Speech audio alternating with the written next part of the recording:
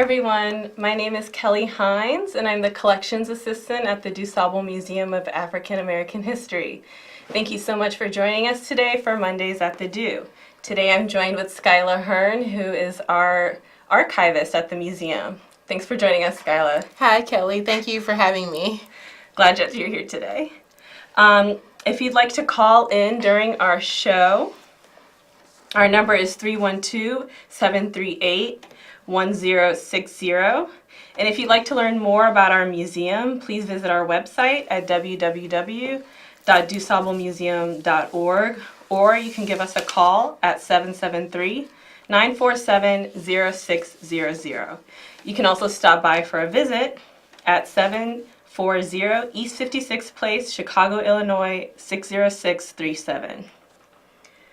We have a couple of events coming up this Saturday at the museum, and all of them can be found at our website.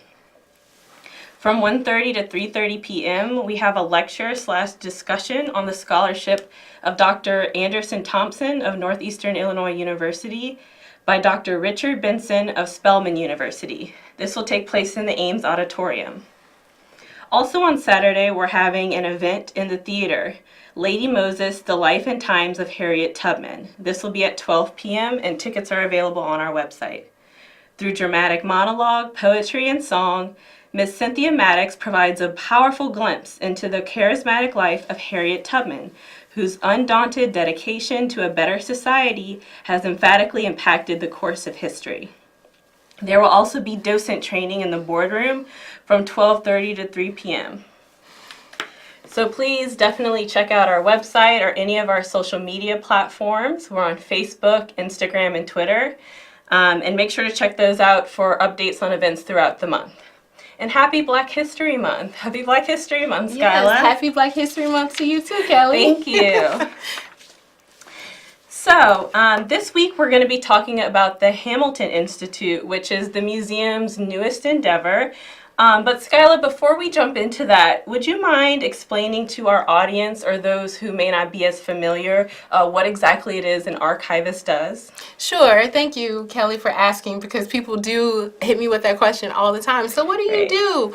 Our primary role as archivists and special collections librarians is to maintain, preserve, and be sure to properly document the archival collections which belong to institutions. As you know, archival collections are the backbone of repositories. Right. They work to tell collective stories of the organization's history past, as well as, very unique stories about the contributions of individuals. And in our case, at the DuSable Museum, we have a very rich archival collection, which helps to highlight the contributions of African Americans with a very Chicago-centric focus. Okay. But the reach is wider than Chicago itself. But of course, with the focus, on African American and Black contributions throughout this particular area. Awesome. Well, now that we have that squared away, we have a good definition for our folks at home. Tell us a little bit about exactly what the Hamilton Institute is. Okay, so thank you. I am very excited to talk to you about actually the full title is Drs. Charles V. and Donna Cooper Hamilton Institute for Research and Civic Involvement. Oh, wow. Yes, that is a very hefty and meaty title. It's beautiful. Right. And so Dr. Hamilton, Charles V. Hamilton, is a political scientist and educator, professor emeritus, actually, of government and political science at Columbia University, who is here in Chicago, and he has endowed this wonderful opportunity that takes form in this institute, this reading room for the DuSable Museum. And, due to his generosity and just wonderful spirit, we're able to have a space within our institution where it'll be a multifaceted space. So, primarily it'll be a place where folks can come and, peruse our books of non-circulating books, which also includes rare books, being able to access our archival collections, a meeting space for lectures, workshops, discussions for small groups. Okay. So this is a really big, amazing endeavor that he has blessed our institution with. This is something that we've not had historically, to be able to provide our patrons the ability to come in and utilize a reading room space within the museum. That's really exciting. So has Mr. Hamilton had a long relationship with the museum, or is it relatively new? So, yeah, actually, Professor Hamilton has had a very long-standing relationship with the DuSable Museum. Okay. I can't tell you exactly how many years back it goes, but, like a lot of us here in Chicago, and again, the reach is much further, broader than Chicago, really hold the DuSable Museum. It holds a special place in our hearts, and of course, with our founder, Dr. Burroughs, as well. And Professor Hamilton being, the huge proponent for education that he is, has always been a very big supporter of our institution. That's amazing, especially to have a collaboration like this. When we think of Dr. Burroughs and how much he advocated for public education and the arts, it's awesome to have something like this happen for the DuSable finally. Yes. And, to that point also, although, Professor Hamilton is a retired professor within a higher institution, he's looking to this being a space for intergenerational an opportunity for folks across generations is what I'm trying to say, to have a place to get together. Right. So it's not just to focus on college students and scholars, but like our budding scholars, younger people as well, and for them to be able to interact with older people, so that we can have that exchange that oftentimes we all talk about, in terms of like a particular generation dropping a torch, et cetera, this is a primary example of how not only is he's passing the torch, but he's providing us the space where we can come together and enrich ourselves. This will be a wonderful opportunity for edification, I feel, for us all to grow as a people. Right, so everyone's welcome. Yes, everyone. So in this industry, it's not very often that we get the opportunity to interview people who are the subjects of our archival collections. Oftentimes these people have passed on, or they are in poor health and aren't able to come in for an interview. But you've had the opportunity to spend a lot of time with Dr. Hamilton, which sounds amazing to me. Can you tell us a little bit more about what that experience has been like? Sure. So, as I mentioned before, as archivists or archivists, we have the opportunity to, oftentimes the first thing that we think about is, preservation, of these materials into perpetuity, so that they can be used forever and ever and ever, right? That's how we think about it. But, it has to start from the fact that, people have created these collections. And in, my case, this particular case, it's such a unique and rich experience to be in, so many words come to mind, like camaraderie, and connection, in direct relationship too. But, working with Professor Hamilton, and this started taking place a few months back when he announced, or, to us that, he was interested in endowing this institute, and that he was interested in donating his archival collection to the museum. So, at that point, we just quickly jumped into gear, and he invited us over to his home, which is just magnificent. And, just looking over the papers, and as I mentioned in the title, it's doctors. So, Dr. Hamilton's wife, who, has passed on, Dr. Donna Cooper Hamilton, really emphasized to him the importance of, maintaining a structure for his legacy. So, she planted the seed in him to start a long time ago thinking about, crafting his archival collection. And so, as you mentioned, it is a very unique opportunity for archivists, to be in a position where we're working with the creators. And it definitely has been a very touching and warming experience for me to be able to to learn about the backstory, because when we read things, paper is very static. So you have two sentences. You read those two sentences, and sometimes they're moving. But to be in a position to be with the person who created those two sentences and give me like the full background to them, it's just an experience that I know for sure that I'll take it with me for the rest of my life. Because as you said, oftentimes people have moved on and they've left their things, but in this way, he's helping me. I'm his co-pilot. To provide, a particular structure for his archival collection. Of course, bringing in my expertise. Sure, exactly. So yeah. Awesome. Well, can you tell us a little bit about what is going to go into the collections? So what all are in these archives? Okay, so in archival collections, we have like the tenets that make up what we call the finding aid. And so a finding aid is a document that allows you the ability to, in a sense, have a pathway through an archival collection. So the finding aid provides you with, the biographical information about the creator or the organization, in this case, the creator, the range of dates that, the actions or contributions took place, background information regarding correspondence, and other areas are ephemera. So, materials that are related to that period only. And those materials are very unique because they were only created to support a particular event that happened within that era. So, there are things that are related to that. Of course, photographs, his manuscripts, yes, because, he was an author.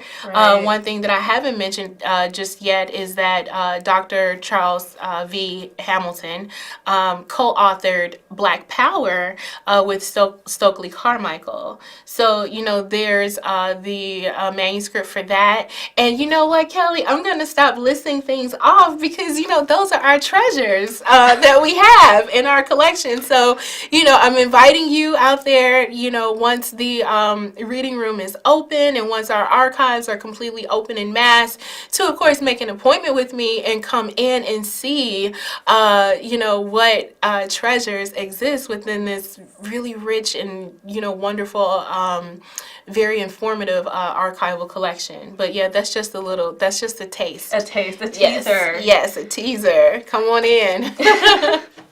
So I know you brought a photo with you today of you and Professor Hamilton. Would you like to show it to our guests? Actually, yes, I absolutely would.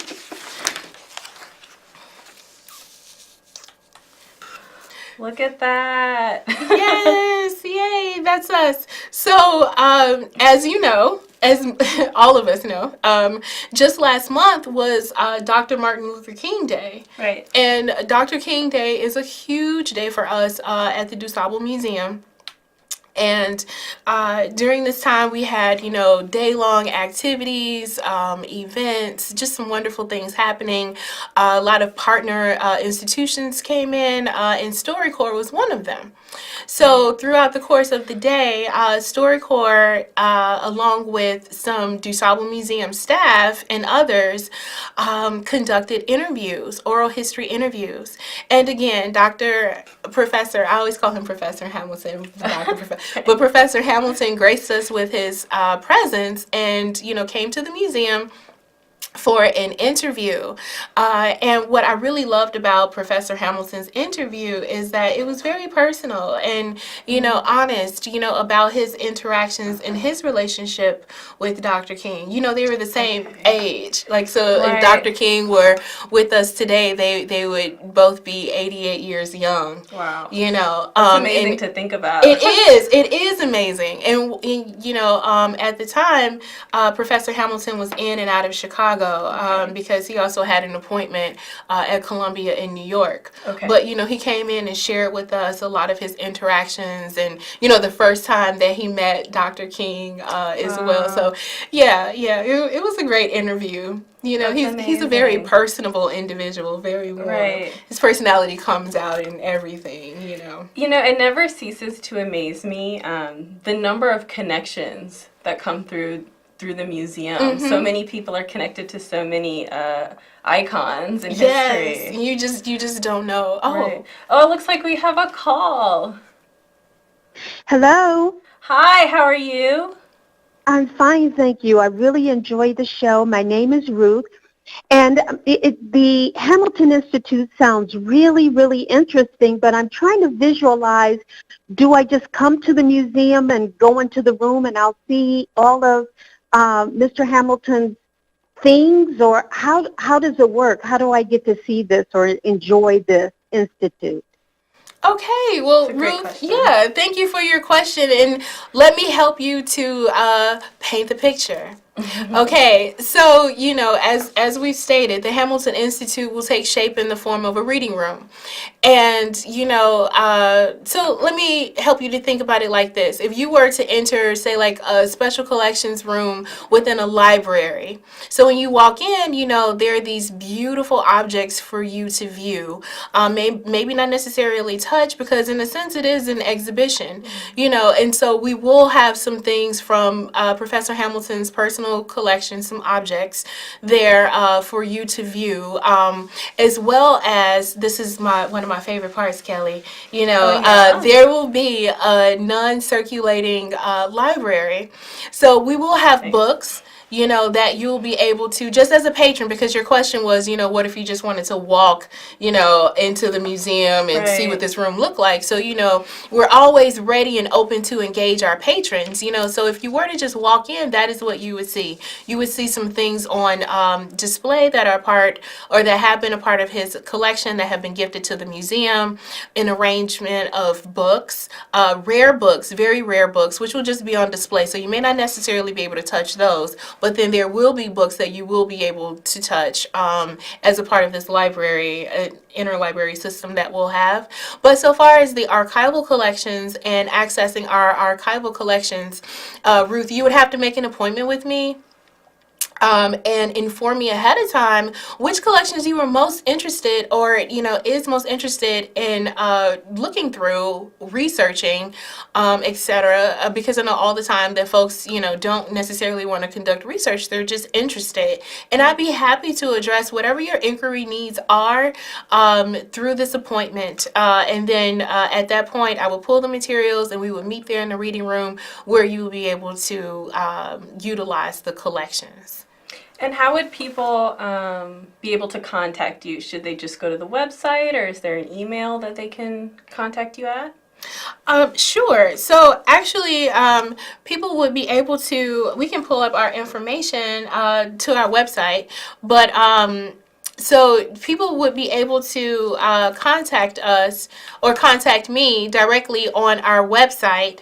There's information there that has my email address, which is Hearne@DuSableMuseum.org. You can call into our main number, and our front desk attendants will put you directly through to my voicemail if using email is not open to you. So those are the two main ways that I would suggest that you get in contact with me in order to make an appointment. Okay, that sounds good. So is there a timeline right now for around when we think the reading room will be open to the public? Sure. So our opening event is coming up in late February. And then after that, we should have information on our website, which would then inform folks about when the reading room itself will actually be open to the public. But it's right around the corner. So, before the summer months, our reading room will be open. And the way that we're planning it is that, the reading room will be open when the museum is open. So Tuesday through Saturday, initially by appointment only. But then, as I mentioned, if patrons are in and if they walk by, I'll definitely welcome them in so that they can get a feel and a look of the space. Right. Okay, so definitely watch our website and our social media platforms for more information. Yes. Okay. So let's say I'm an archival student or doing museum studies at a university or something like that, and I want to volunteer with you. Is that an option that I have? Yes, that's definitely an option, and I'm glad that you mentioned, or prefaced it with a university student, because there are opportunities for, in particular, college students, Okay. if they're interested in an independent study or practicum opportunity, and then there's something too that I think about, the alternative spring break.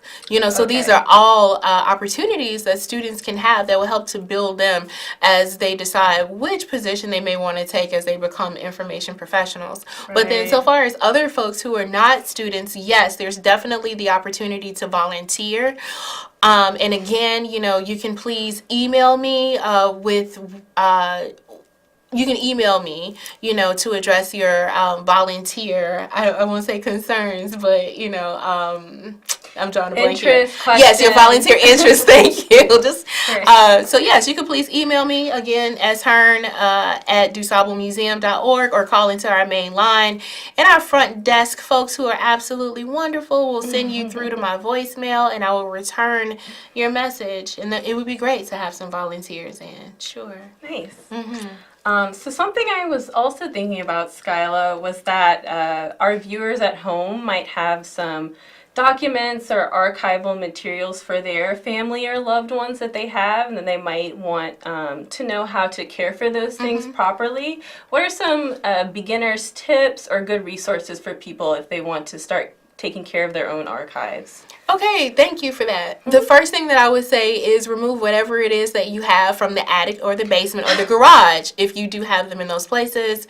Put them in a small closet somewhere, if you can, away from heating, pipes, etc. And then the next thing that I would say, and I know that was like a super quick piece of information, is again, refer to our websites, because I will have ongoing archival workshops throughout the year where I address those concerns, the need for preservation in the community. Community archiving, personal archiving. So please continue to look at our website for that information. And for folks who are just thinking about archiving, I have a lot of information to share with you. Folks who are already on your way, I have information to share with you, and I would love to co-pilot you in your experience as you think about preserving yours, your family, and your community's legacy. Great. And Skyla hosted one of these events on MLK Day at the museum, and I heard it was really well attended, and a lot of people really appreciate it. So definitely take her up on the offer. Thank you, Kelly. Yeah.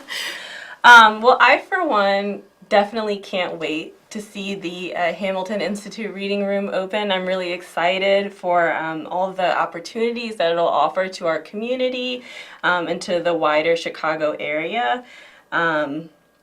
This work can be difficult sometimes and slow going, so it's nice when we have like big events like this as sort of like a mark of hard work, and I know you've been working really hard on this, so I'm super excited to see it. Thank you. But being a steward of our community is a really rewarding part of working in a museum. So I guess, Skyla, what would you say is the most rewarding part of being an archivist for the DuSable Museum? Being in a position, Big question. it's a huge question. Like, let me wrap it up. But being in a position where I can continuously, work towards safeguarding our contributions as Black and African American people, that is so very important to me. It's not just a job, it's a vocation. And to be in such a rich institution as the DuSable Museum of African American History. So that for me does it. And also, to be in a position where I can develop relationships with such wonderful people as Professor Hamilton and other donors that we have as well, because that is what is about, the preservation of our history. Well, it looks like we're out of time, but I want to thank you all for joining us. Thank you, Skyla, for being my guest today. Yes, and thank you for having me. Of course. Thank you to CAN TV and the staff at the DuSable Museum, and we'll see you next week. Bye.